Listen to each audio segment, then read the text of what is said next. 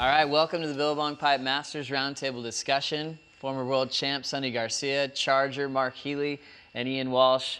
You guys have had a ton of experience out at Pipeline specifically, so thanks for coming in. The event is sponsored in loving memory of Andy Irons. Starting with you, Sonny, let's talk about Andy's approach at Pipeline. How is it different than anyone else?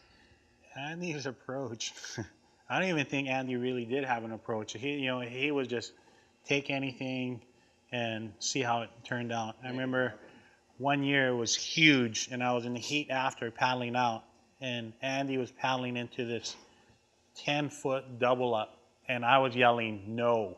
I was going, no, no, no, and he thought I was saying go. And I remember him standing up and realizing he wasn't going to make it, and he dove head first and landed on the top, and things sucked him up and over. The contest? Yeah. Where he goes over backwards? Yeah, and he went over, and I thought he was dead.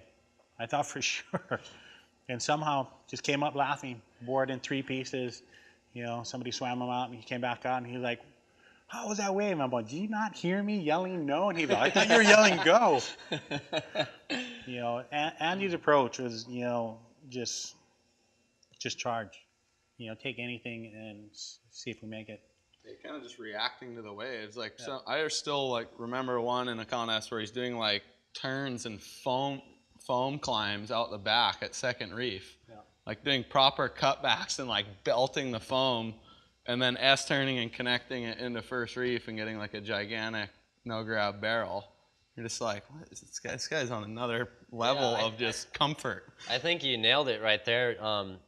He was always a reactionary surfer. Yeah.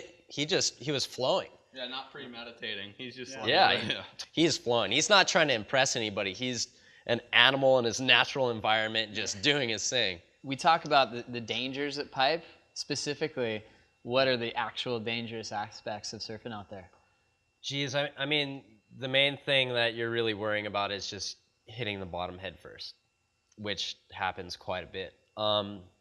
Because when you get chucked back over the falls, the velocity that you're traveling at and the big question mark of, you know, am I going to slam bottom at an awkward angle? Am I going to land feet first? Am I not going to hit the bottom at all? That's always the big question mark. Yeah. And there's an art, and I'm an expert in wiping out. Because you'll see guys that are like really good surfers that take horrible wipeouts and they pull it off time after time. And then you'll see a guy who's kind of new to it. He's a good surfer, but they'll land head first. Yeah. There's this full, you know, like you throw a cat, it's always going to land on its feet. There's this full game that you do when you're getting chucked back over. Exactly. You're doing this like shuffle underwater, and it, you know, you don't have much body control, but there are little things you can do. And you're just always trying to land with feet first on the bottom. But sometimes, like, you can be in a tube and you're too deep and the whole bottom just drops out on you and you'll hit straight reef. It doesn't, you ever have that happen where you don't even hit water and you just you just fall. And the bottom's pretty, if you ever like snorkel out there with a mask, it's a pretty sketchy looking bottom. But there are areas where it's just flat, where like he's saying, you can just get just pinned on the bottom. You're just like, it never feels good hitting the bottom, ever. Yeah. For you, Ian, have the nerves changed? Like from the first couple sessions out there, do you still get the butterflies? Yeah, anything you do a lot, you're going to get a little more comfortable, but you still get nervous, especially when it's on out there and it's really big. You know, that's a powerful, scary wave. Well, you guys kind of crave those nerves, don't you? I still get it. You know, it's like, no matter what, you're going to get like, if it's early in the morning and you're just... Somebody tells you they're not scared, they're lying. They're lying. Exactly. and that's the thing that, you know, ignorance is bliss at the beginning. When you get away with murder, like having bad wipeouts, sometimes you just like pull it off all the time.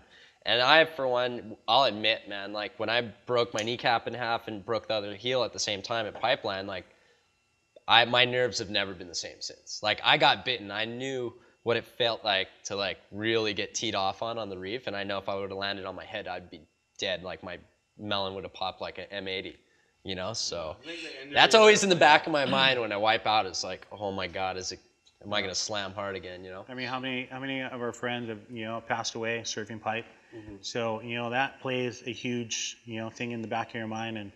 I mean, you know, the most part, you want to go out there and charge, but charge in a safe manner, if that makes sense. But you know, it's more when you get older, it's more of a calculated risk, right? You've seen so many waves, you know exactly what it can or might not do. So you take that risk if you think it's, you know, good risk for you.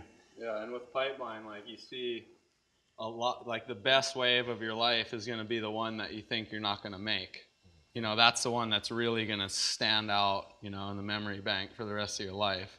So if you're kind of hunting those, you're going to get slapped quite a few times. You know, not liking somebody can be, you know, a good rivalry. I mean, Kelly Slater and Andy, you know, they hated each other for a while.